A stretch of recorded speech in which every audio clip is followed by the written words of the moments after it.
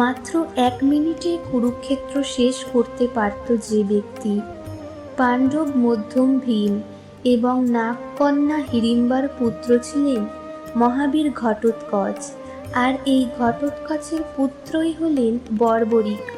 ছোটবেলা থেকেই বর্বরিক ছিলেন অসামান্য প্রতিভাধর। তিনি তার মাতার কাছে প্রতিজ্ঞা করেছিলেন যে যুদ্ধে যে পক্ষ দুর্বল বা হারতে বসবে তিনি সবসময় তাদের হয়েই অস্ত্র ধরবেন। তার এই প্রতিজ্ঞাই পরে তার জীবনের কাল হয়ে দাঁড়ালো। বর্বরিক দেবী কামাখ্যার পরম ভক্ত ছিলেন। তার তপস্যায় তুষ্ট হয়ে দেবী তাকে 3টি বিশেষ অমোঘ বাণ দান করেছিলেন। এই বাণগুলোর ক্ষমতা ছিল অকল্পনীয়। প্রথম বাণ, এটি দিয়ে বর্বরিক সেই সমস্ত শত্রুকে চিহ্নিত করতে পারতেন যাদের তিনি ধ্বংস করতে চান। দ্বিতীয় বাণ, এটি দিয়ে তিনি সেই সব মানুষকে চিহ্নিত করতে পারতেন যাদের তিনি রক্ষা করতে চান। তৃতীয় বাণ, এই বাণটি নিক্ষেপ করার সাথে সাথে চিহ্নিত করার সমস্ত শত্রুকে এক নিমেষে ধ্বংস করে আবার বর্বরিকের তুনিরে ফিরে আসত।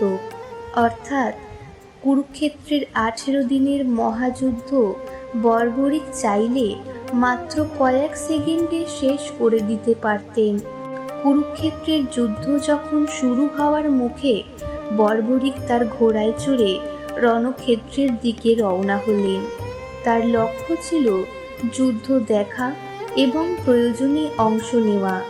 শ্রীকৃষ্ণ জানতেন বর্বরিক যদি যুদ্ধে যোগ দেন তবে পাণ্ডবদের পরাজয় নিশ্চিত, কারণ বর্বরিকের প্রতিজ্ঞা ছিল হারতে বসা পক্ষের হয়ে লড়া। যুদ্ধের শুরুতে কৌরবরা শক্তিশালী থাকলেও কৃষ্ণ জানতেন পাণ্ডবরা যখন জিততে শুরু করবে তখন বর্বরিক কৌরবদের পক্ষে চলে যাবেন, আর তার 3 বাণের সামনে অর্জুন বা ভীম কেউ টিকতে পারবে না। বর্বরিকের শক্তি পরীক্ষা করার জন্য শ্রীকৃষ্ণ এক ব্রাহ্মণের ছদ্মবেশ ধরে তার পথ আগলে দাঁড়ালেন। হে বীর, তুমি মাত্র 3টি বাণ নিয়ে যুদ্ধে যাচ্ছ, এই সামান্য বাণ দিয়ে তুমি কি করবে? বর্বরিক হেসে উত্তর দিলেন, ব্রাহ্মণ শ্রেষ্ঠ, আমার এই 3টি বাণই পুরো মহাবিশ্ব ধ্বংস করার জন্য যথেষ্ট। বিশ্বাস না হলে পরীক্ষা করে দেখতে পারেন। শ্রীকৃষ্ণ বললেন, বেশ, এই যে অশ্বত্থ গাছটি দেখছো, তুমি কি তোমার একটি বাণ দিয়ে এই গাছের প্রতিটি পাতায় ছিদ্র করতে পারবে? বর্বরিক হাসি মুখে তার প্রথম বাণটি ধনুকে জুড়লেন এবং চোখ বন্ধ করে ধ্যান করলেন। বাণটি ছেড়ে দেওয়ার সাথে সাথে তা গাছের প্রতিটি পাতাকে একে একে চিহ্নিত করতে লাগলো। শ্রীকৃষ্ণ চালাকি করে একটি পাতা নিজের পায়ের নিচে চেপে রাখলেন। বাণটি সব পাতায় ছিদ্র করে শেষ পর্যন্ত শ্রীকৃষ্ণের পায়ের চারদিকে ঘুরতে লাগলো। বর্বরিক বিনীতভাবে বললেন, ব্রাহ্মণদেব, দয়া করে আপনার পা সরিয়ে নিন, নয়তো বাণটি আপনার পায়েও ছিদ্র করে দেবে, কারণ ওই পাতার ওপর আপনার পা রয়েছে। শ্রীকৃষ্ণ স্তম্ভিত হয়ে গেলেন। তিনি বুঝলেন বর্বরিকের লক্ষ্য কতটা নির্ভুল। এই বীর যদি রণক্ষেত্রে তরোয়াল চালায় তবে কারো রক্ষা নেই। শ্রীকৃষ্ণ এবার আসল উদ্দেশ্য প্রকাশ করলেন। তিনি বললেন, বর্বরিক, তুমি কি জানো তুমি যদি যুদ্ধ করো তবে কি হবে? তুমি যখনই দেখবে এক পক্ষ হারছে তুমি তাদের দিকে যাবে। এর ফলে তুমি বারবার পক্ষ পরিবর্তন করবে এবং শেষ পর্যন্ত তুমি একাই 2 পক্ষের সবাইকে মেরে ফেলবে। তুমি থাকলে এই ধর্মযুদ্ধ কোনোদিন শেষ হবে না। বর্বরিক বুঝতে পারলে এই ব্রাহ্মণ সাধারণ কেউ নন। তিনি হাত জোড় করে পরিচয় জানতে চাইলেন।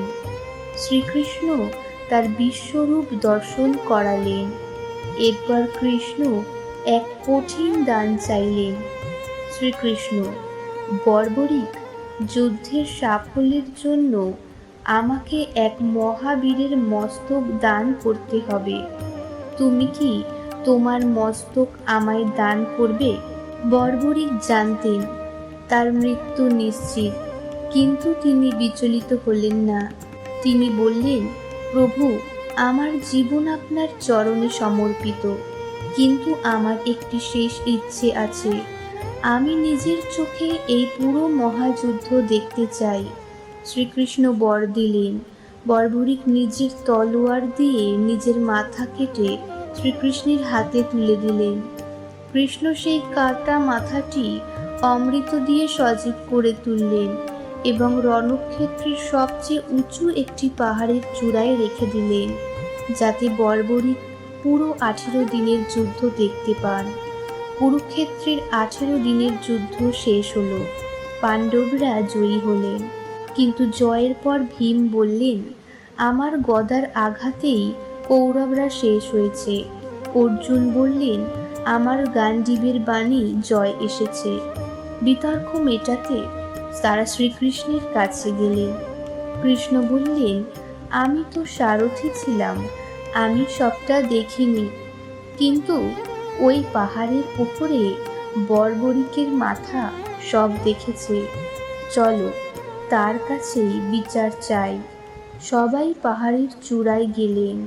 বর্বরিকের কাটা মাথাটি হাসল এবং বলল, হে পাণ্ডবগণ, আমি পুরো যুদ্ধে না দেখেছি কোনো বীরত্ব, না দেখেছি কোনো অস্ত্র। আমি শুধু দেখেছি শ্রীকৃষ্ণের সুদর্শন চক্র শত্রুদের মাথা কেটে ফেলছে, আর মাতা মহাকালী খড়্গর হাতে সেই রক্ত পান করছেন। পাণ্ডবরা বুঝতে পারলেন তারা কেবল নিমিত্ত মাত্র, আসল যুদ্ধ তো শ্রীকৃষ্ণই করেছেন। পাণ্ডবদের অহংকার চূর্ণ হলো। তারা বুঝতে পারলেন ভগবানের ইচ্ছা ছাড়া এই যুদ্ধে জয় অসম্ভব ছিল। শ্রীকৃষ্ণ বর্বরিকের এই মহান ত্যাগে অত্যন্ত সন্তুষ্ট হলেন।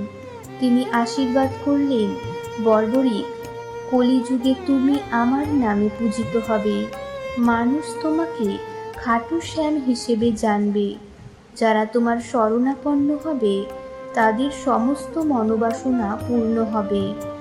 আজও রাজস্থানের খাটু শ্যামজি মন্দিরে লক্ষ লক্ষ ভক্তের সমাগম হয়।